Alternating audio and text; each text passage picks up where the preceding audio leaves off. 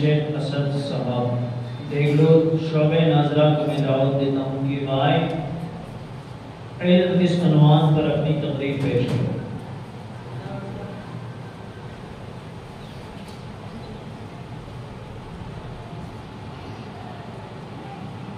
अस्सलामु अलैकुम वरहमतुल्लाहि वबरकातुहू। अल्हम्दुलिल्लाह लज़ी अल्लमना मा लम नकुन नअलम वस्सलातु वस्सलामु अला रसूलिल अकरम व अला आलिहि अस्हाबिहि व अम्मा बाद। क़ाल अल्लाहु तआला अऊज़ु बिल्लाहि मिनश शैतानिर रजीम बिस्मिल्लाहिर रहमानिर रहीम। हज़रत अकाबिर ए दोस्तों भाइयों, किसी शायर ने कहा है, इल्म वो दौलत है जो लुटती नहीं, इल्म वो दौलत है जो लुटती नहीं, खर्च करने से कभी बढ़ती नहीं।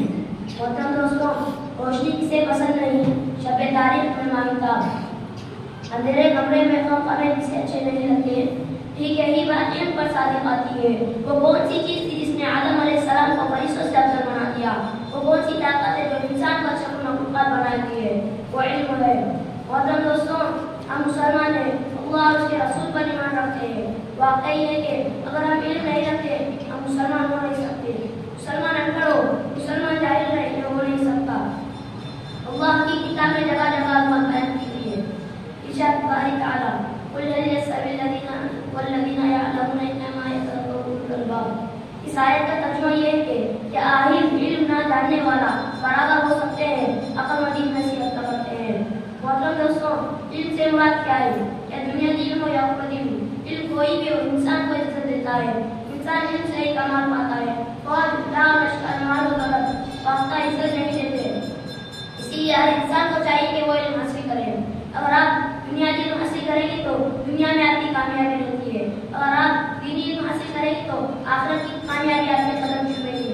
मोहतरम दोस्तों, अगर आप कुछ अक्ल वाले हैं, आप में थोड़ी सी भी दानिशमंदी है तो आप इल्म के उसूल के लिए दौड़ें, खुसूसन दीनी इल्म हासिल करें। चाहे आपको कितनी भी तकलीफें उठानी पड़े, रातों की नींद खराब करें, बेकार हरकतें बर्दाश्त करें, फिर भी इल्म के उसूल से ना भागें, इसमें कामयाबी है। दुआ है कि अल्लाह ताला हमें आपको इल्म के उसूल की, खुसूसन दीनी इल्म के उसूल की तौफीक अता फरमाए। आमीन। यहाँ मैं एक शेर के साथ अपनी तकरीर खत्म करना चाहता हूँ। बाप का इल्म ना बेटे को अज़बर हो, बाप का इल्म ना बेटे को अज़बर हो, बेशक काबिल मीरास ना करो। वाक़िल